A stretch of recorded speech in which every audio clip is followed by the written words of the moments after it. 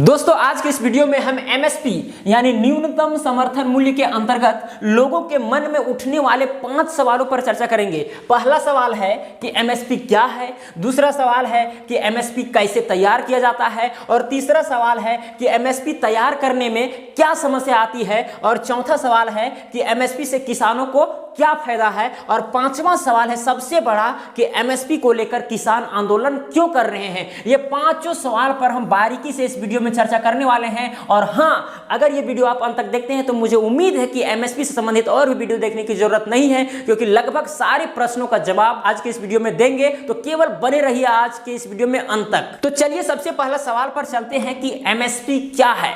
MSP यानी minimum support price. क्या होता है मिनिमम सपोर्ट प्राइस? यानी न्यूनतम समर्थन मूल्य जो किसानों को दिया जाता है उनकी फसल के लिए भारत सरकार द्वारा किसानों को एक ब्रह्मास्त्र के रूप में एमएसपी उनके फसलों के लिए दिया जाता है, ताकि किसान अपनी फसलों को सही मूल्य पर बेच सके। मिनिमम सबसे पहले आप समझिए, अगर कोई साल में ज्यादा फसल उत्पन्न हो जाए, उत्पादन अगर बढ़ जाएगा, तब क्या होगा? मांग तो वही रहेगा, थोड़ा मोड़ा मांग बढ़ेगा, लेकिन अगर ज्यादा उत्पादन हो जाए तो फसल का जो रेट है एकदम स्वाभाविक है कि कम हो जाएगा। अब जब कम हो जाएगा तो जो किसान बड़े बड़े किसान हैं उनको तो ज्यादा नुकसान हो जाएगा, उनका लागत भी नहीं निकल पाएगा। इसी के चलते सरकार क्या करती है कि एमएसपी तय करती है, मिनिमम सपोर्ट प्राइस तय करती है, जिससे कि किसान अपने फसलों को सही दाम पर बेच सके। और ये जो एमएसपी है ये सीएसीपी तैयार करती है, यानी कमीशन फॉर एग्रीकल्चरल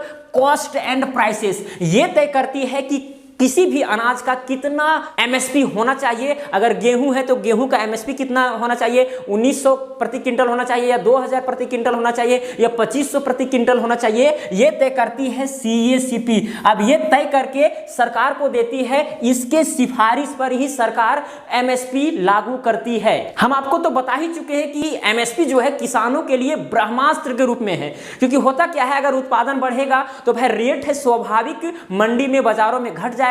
समझिए अगर 20 रुपए केजी गेहूं बिकना था, किसान चाह रहे हैं कि भाई 20 रुपए गेहूं बिकेगा तो चलेगा, कोई दिक्कत नहीं है, लेकिन उत्पादन ही इतना हो गया कि मंडी में गेहूं को कोई पूछता ही नहीं है। अब जब कोई पूछेगा नहीं तो यही गेहूं का दाम कम होने लगेगा, समझिए 12-13 रुपये हो जाएगा, तो फिर दिक्कत हो जाएगा। तो यहां पर एमएसपी बहुत ही काम करता है किसानों के लिए, क्योंकि एमएसपी में पहले ही बता दिया जाता है, यानी फसल को बोने से पहले ही बता देती है सरकार कि अगर आप गेहूं बो रहे हैं तो आपको प्रति किलो या प्रति क्विंटल कितना मिलने वाला है, जिससे कि आपको संतुष्टि हो जाता है। और एमएसपी ऐसे तैयार नहीं हो जाता है, सरकार केवल डायरेक्ट नहीं कर देती कि हाँ भाई 1500 रुपये प्रति क्विंटल लेंगे या 2000 प्रति क्विंटल लेंगे, ऐसे नहीं कहती है। कैलकुलेट करती है कि किसानों को ज्यादा नुकसान भी नहीं होना चाहिए, ये चीज ध्यान में रखती है सरकार, और एमएसपी लागू करती है। और एमएसपी से कम रेट में कोई भी बिचौलिया या व्यापारी उस चीज को, उस वस्तु को, उस फसल को खरीद नहीं सकती है। और यह लगभग 26 फसलों पर लागू है, 26 फसलों पर लागू है,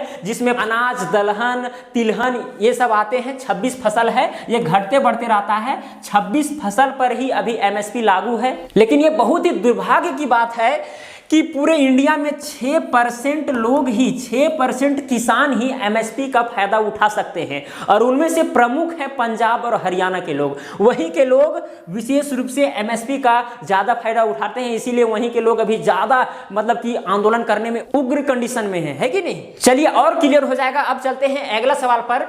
सवाल दूसरा है कि एमएसपी कैसे तैयार किया जाता है। हम बता चुके हैं कि एमएसपी ऐसे नहीं बोल दिया जाता कि भाई 1500 रुपये क्विंटल लेंगे, 1600 रुपये क्विंटल लेंगे, ठीक है, या 15 रुपये केजी गेहूं लेंगे, धान लेंगे, ऐसा नहीं कहा जाता है। उसको देखा जाता है कि भाई लागत कितना लग रहा है, कितना परिश्रम लग रहा है, सारा चीज कैलकुलेट करके तब निकालती है सीएसीपी कि उसका प्राइस कितना होना चाहिए। एमएसपी निकालने के लिए शारीरिक श्रम में कितना खर्च पड़ेगा वो यहाँ पर लिखा जाता है। पशु श्रम कितना लगेगा, यानी जानवरों से अगर खेती की जा रही है तो उसमें कितना खर्च पड़ सकता है, मशीनी लेबर में कितना खर्च पड़ेगा, जमीन का राजस्व कितना देना पड़ सकता है कि नहीं, क्योंकि हर जमीन का जो भी खेती होता है उसका राजस्व में सरकार को देना पड़ता है, तो राजस्व कितना लगेगा, जमीन का किराया कितना लगेगा, अगर जमीन किराया लेकर के खेती की जा रही है तो किराया कितना लग रहा है, अस्थायी पूंजी पर ब्याज, कोई किसान अगर कर्ज लेकर के खेती करता है तो उस पर ब्याज कितना लगेगा, अन्य कीमतें, सब चीज को जोड़ करके तब निकाला जाता है एमएसपी।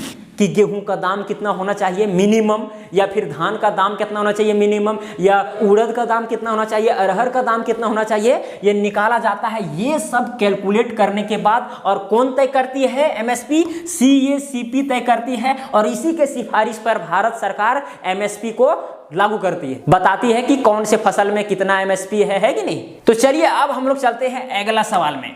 तो तीसरा सवाल है मेरे सामने कि एमएसपी तैयार करने में क्या समस्या आती है। देखिए समस्या बहुत आ सकती है, एमएसपी वैसे आसानी से तय नहीं हो जाता है, सब चीज को देखना पड़ता है। समझिए बिहार का एग्जाम्पल ले लिए, यूपी का एग्जाम्पल ले लिए, हरियाणा का, पंजाब का, यहाँ का जो मिट्टी का गुणवत्ता है बहुत ही अच्छा होता है, वहाँ पर कोई भी फसल आसानी से बहुत ही अच्छा तरीका से होता है। शायद ही कोई फसल ना होता हो लेकिन बहुत ही अच्छा फसल होता है। लेकिन अगर वही हम झारखंड का बात करें, पश्चिम बंगाल का बात करें, या फिर उड़ीसा का बात करें, ये सब में ज़्यादा फसल उतना अच्छा नहीं होता है। तो मिट्टी के गुणवत्ता में भी डिफर करता है। जब मिट्टी का गुणवत्ता ही भाई अलग अलग है तो एमएसपी भी अलग अलग होना चाहिए, है कि नहीं। तो ये सब बहुत सारी दिक्कतें आती हैं। लागत में भी कम विविधता हो सकती है। हो सकता है यूपी में बीज का दाम कुछ और होगा, झारखंड में कुछ और होगा, महाराष्ट्र में कुछ और होगा। इसके चलते भी एमएसपी को तय करने में कि गेहूं का दाम कितना होना चाहिए मिनिमम, ये तय करने में बहुत दिक्कत होती है। या फिर पानी के सुविधा में भी विविधता होता है कि नहीं, पानी के सुविधा में भी विविधता होता है, जलवायु में भी विविधता होता है, परिवर्तन होता है, श्रम करने में भी विविधता होता है। कोई कोई ऐसा मिट्टी होता है जिसमें हमको मेहनत करना पड़ता है, ज़्यादा श्रम करना पड़ता है, तब जा करके वो फसल उपजता है। और कहीं कहीं पर ऐसा मिट्टी है कि कम ही श्रम करेंगे और बहुत ही अच्छा उपज देगा, है कि नहीं। तो बहुत सारी विविधता है जिसके चलते एमएसपी को तय करने में थोड़ा दिक्कतें होती है। लेकिन सीएससीपी एमएसपी तय करके रहती है और ऐसा तय करती है कि किसान को भी ज़्यादा नुकसान ना हो, वो अच्छा से अपना भरण पोषण कर सके। आपको तो पता है लगभग 70% भारत के लोग क्या है, किसान है, किसान से जुड़े हुए हैं, किसान तबके से जुड़े हुए हैं, है कि नहीं। तो चलिए अब हम लोग आगे का सवाल पर चर्चा करते हैं और क्लियर होता चलेगा एमएसपी से किसानों का क्या फायदा है। बहुत बड़ा फायदा है। अगर मार्केट में किसी वस्तु का दाम गिर गया है, कम हो गया है, तो क्या करेंगे, वो सीधे चले जाएंगे एपीएमसी में, यानी एग्रीकल्चरल प्रोड्यूस मार्केट कमेटी में चले जाएंगे और वहां पर जो भी एमएसपी जो भी है उस वस्तु का, उसके अकॉर्डिंग यहां पर क्या करेंगे, उस वस्तु का, उस फसल को बेच देंगे। आसानी से कोई दिक्कत नहीं होगा। यानी एपीएमसी एक प्रकार का मंडी है समझिए, और उस मंडी में किसान अपनी फसल को बेच सकता है, कोई दिक्कत नहीं होगा। और एक चीज बता देते हैं, अगर गेहूं का जो दाम है प्रति किलो 20 रुपया अगर लगाया गया है तो इतना जान जाइए एमएसपी अगर 20 रुपया है तो जो भी व्यापारी हो या फिर कोई भी बिचौलिया हो 20 से ही स्टार्ट करेगा लेना। 20 में भी ले सकता है, 21 में भी ले सकता है, 22 में भी ले सकता है, 23 में ले सकता है, लेकिन इससे कम में नहीं लेगा। अगर कम में लेता है तो उस पर कार्रवाई भी हो सकती है। तो सोचिए एमएसपी किसानों के लिए कितना फायदेमंद है। मतलब एक प्रकार से एक ओट दे देती है कि इसके ऊपर ही लेना है, नीचे नहीं लेना। नीचे लेगा तो कार्रवाई होगा, क्योंकि किसान को भी नुकसान हो सकता है कि नहीं। तो एमएसपी तय होने के बाद में होता क्या है, आप कहेंगे कि भाई उत्पादन ज्यादा हो गया है, लोग तो लेंगे नहीं। अब एमएसपी 20 रुपया है, 20 रुपये लेकर के मार्केट में बैठे रहेंगे, कोई लेगा नहीं। सही बात है। तो वो कहाँ चला जाएगा, एपीएमसी में चला जाएगा बेचने के लिए, है कि नहीं। वहां पर सरकार स्टॉक करके रखेगी और वही सरकार जो है राशन के द्वारा लोगों में वितरित करती है। 2 रुपये किलो, 3 रुपये किलो आपको भी मिलता होगा, है कि नहीं। चावल मिलता होगा, गेहूं मिलता होगा, कुछ लोगों को नहीं मिलता है, जो गरीब कैटेगरी है उनको मिलता है कि नहीं।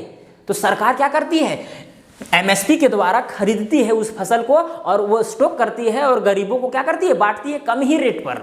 हम आपको तो पहले ही बता चुके हैं कि एमएसपी जो है किसानों के लिए एक ब्रह्मास्त्र है। बहुत ही अच्छा इसका उपयोग हो सकता है। अगर देखेंगे कि भाई मंडी में या बाजार में या निजी व्यापारी ज़्यादा में ही ले रहे हैं, अगर 20 रुपये केजी प्रति केजी गेहूँ है और जो व्यापारी है वो ले रहा है 25 रुपया, तो व्यापारी के पास बेचेंगे। और अगर व्यापारी सस्ता में बोलेगा नहीं हम 15 रुपये केजी लेंगे, तब फिर वहाँ पर उन लोग व्यापारी पास बेचने वाला नहीं है, चले जाएंगे कहाँ, मंडी में चले जाएंगे, सरकारी मंडी में, और वहाँ जाकर के उसको आराम से 20 रुपये केजी बेच देंगे। तो इससे बहुत फायदा है। एमएसपी होना चाहिए किसानों के लिए, क्योंकि किसान बहुत ही मेहनती होते हैं। अगर उनको एमएसपी नहीं दिया जाएगा तो उनके सामने बहुत ही भारी समस्या खड़ा हो सकती है। जब मंदी आ जाएगा तब तो ढेर भारी समस्या हो जाएगा। तो मंदी के समय में सरकार खरीदेगी उससे, ठीक है, और लोगों को वितरित करेगी, ठीक है। तो चलिए अब हम लोग चलते हैं आगे के सवाल में कि एमएसपी को लेकर किसान आंदोलन क्यों कर रहे हैं। ये सबसे बड़ा सवाल है, इसको समझना जरूरी है।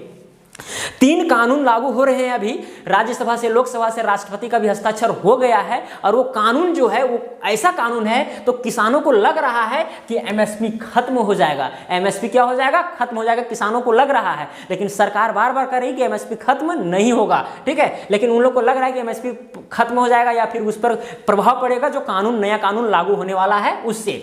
दूसरा जो कारण है किसानों को आंदोलन करने का वो है कि मंडियां बंद हो जाएंगी, यानी एपीएमसी यानी जो सरकारी मंडी है वो बंद हो जाएंगी अगर ये कानून पास होगा तो। 3 बिल है, उसके लिए अलग से हमको वीडियो बनाना पड़ेगा, उसको विस्तार से समझाना पड़ेगा।